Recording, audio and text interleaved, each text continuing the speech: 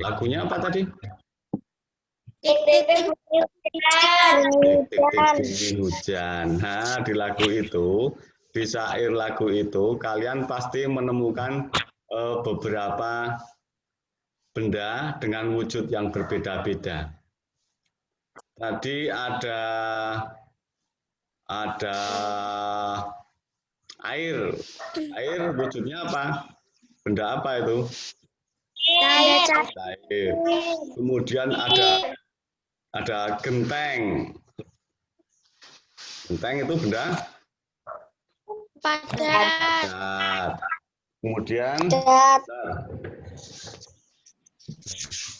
ada lagi pohon. Pohon benda apa?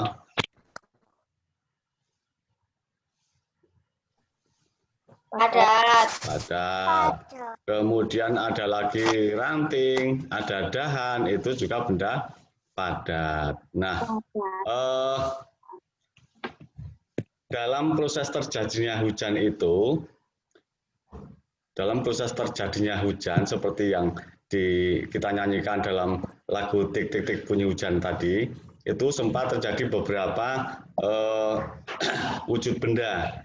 Yang pertama, hujan terjadi karena adanya penguapan air yang disebabkan sinar matahari. Air di laut, di sungai, di kolam, di sumur, di tambak, kena sinar matahari, kemudian menjadi uap air. Uap bentuknya apa? Wujudnya apa? Uap air.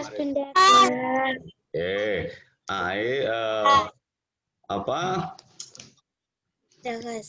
air bentuknya wujud gas.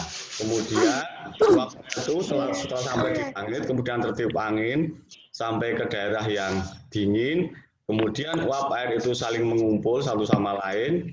Kemudian beratnya cukup, jatuh.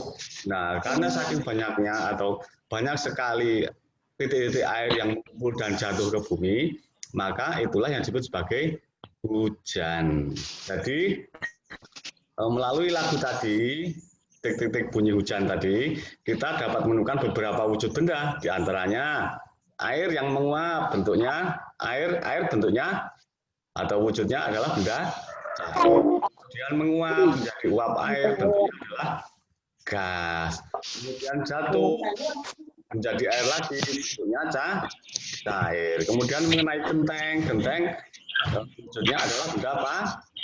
Padat. Pohon, dahan, ranting, semua adalah benda apa? Padat. Oke, anak-anak. Untuk hari ini nanti, kalian juga mempunyai tujuan setelah selesai belajar ini, supaya kalian menguasai beberapa ilmu atau kompetensi tertentu. Di antaranya, yang pertama, nanti setelah pembelajaran ini, kalian harus bisa menyebutkan sifat dari benda cair. Sifat dari benda cair yang membedakan dari sifat benda-benda yang lain. Kemudian yang kedua, nanti setelah pembelajaran ini diharapkan anak-anak tahu manfaat dari gotong royong. Di samping manfaat dari gotong royong, anak-anak juga harus bisa diharapkan bisa menyebutkan contoh dari kegiatan gotong royong di lingkungan tempat tinggal, contoh kegiatan gotong royong di lingkungan rumah, dan contoh gotong royong di lingkungan sekolah. Itu ada dua itu nanti. Setelah pembelajaran ini selesai, anak-anak diharapkan bisa menyebutkan sifat benda cair dan bisa menyebutkan manfaat gotong royong dan contoh gotong royong di lingkungan tempat tinggal, di rumah, dan di sekolah. Nah, untuk itu anak-anak, sebentar Bapak siapkan dulu, kalian buka bukunya. Pak Guru juga akan membuka. Silakan ditunggu.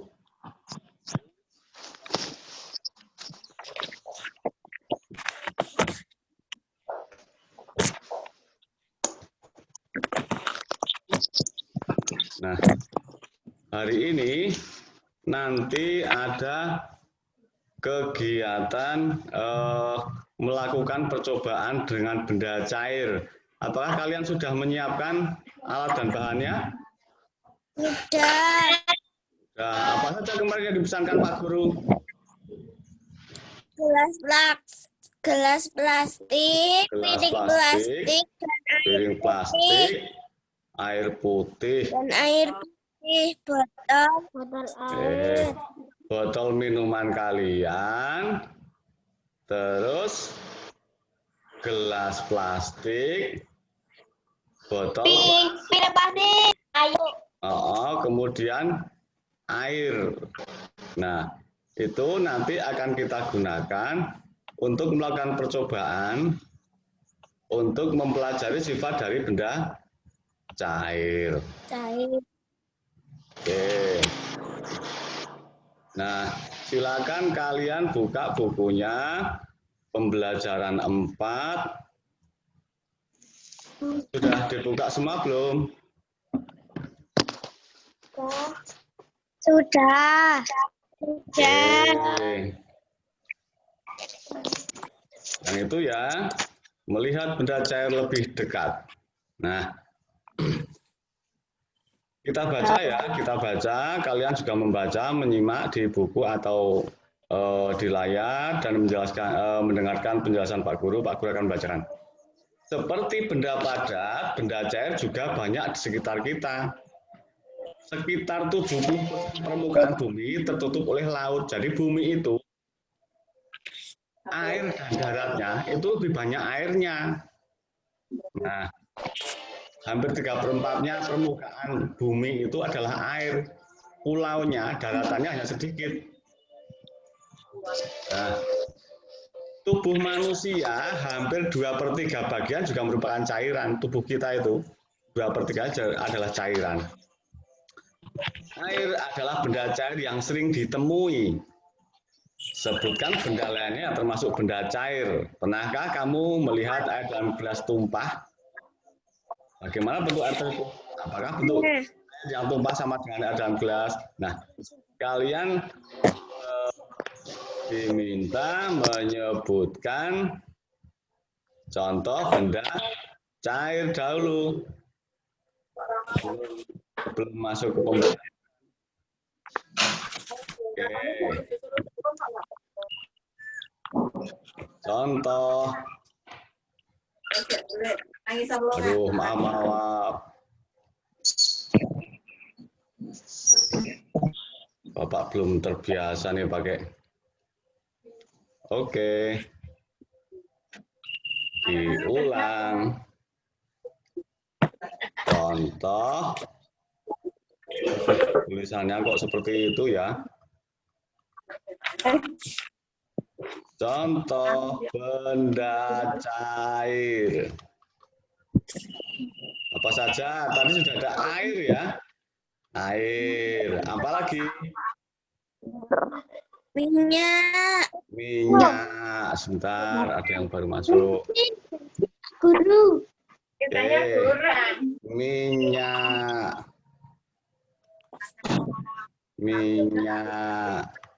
Apalagi? Bensin.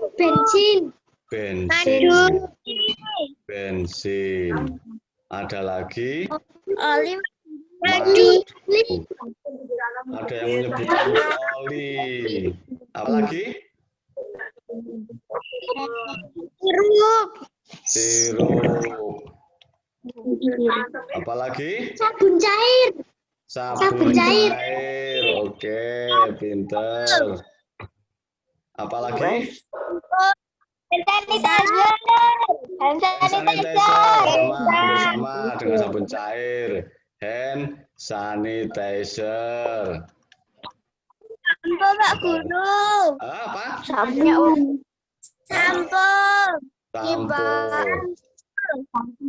Sampo. Apalagi? Kecap. Ada lagi? Saus bentuknya pasta ya.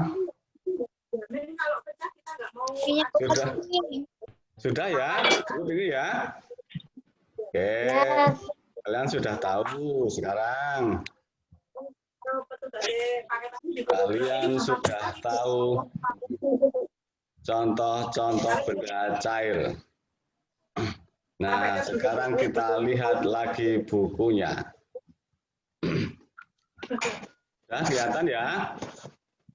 Nah, ini, terlalu cepat Pak Guru. Oke, kita kembalikan. Nah, ini beberapa contoh zat cair yang ditempatkan dalam berbagai wadah.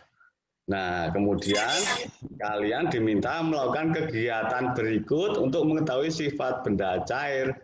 Nah, ini. Nah, ini ya, kalian akan melakukan percobaan mengenai benda cair. Nah, sekarang silakan siapkan alat-alat yang kemarin sudah Pak Guru pesankan. Silakan disiapkan. Pak Guru bukakan lembar kerja kalian untuk melakukan praktek. Sudah disiapkan ya, awas. Air jauhkan dari HP, dari buku. Ya, air jauhkan dari HP, dari buku. Sebab kalau Sudah. nanti mengenai HP dan buku bisa rusak. Nah, ini lembar kerjanya yang harus yang menjadi panduan kalian untuk melakukan praktek percobaan. Nah, coba kita pahami dulu saya ya. Jadi buku paket tema 3 halaman 88 sampai 90 mengenai benda cair. Kemudian kita akan melakukan percobaan yang akan membuktikan sifat khusus benda cair. Ikuti langkah-langkah pada lembar kerja berikut ini. Nah, lembar kerja percobaannya ini. Alat dan bahannya. Botol minuman yang biasa kalian pakai. Sudah ya? Sudah siap ya? Oke. Terus gelas plastik atau logam. Sudah siap? Sudah. Nah, piring plastik atau logam. Siap? Siap. Air putih. Langkah percobaannya, masukkan air putih ke dalam botol minuman kalian. Tidak perlu sampai penuh. Amati bentuk air itu. Pindahkan air dari botol minuman dalam gelas. Amati bentuk air itu sekarang. Pindahkan air putih dari gelas ke piring. Amati bentuk air itu sekarang. Nah, pertanyaan.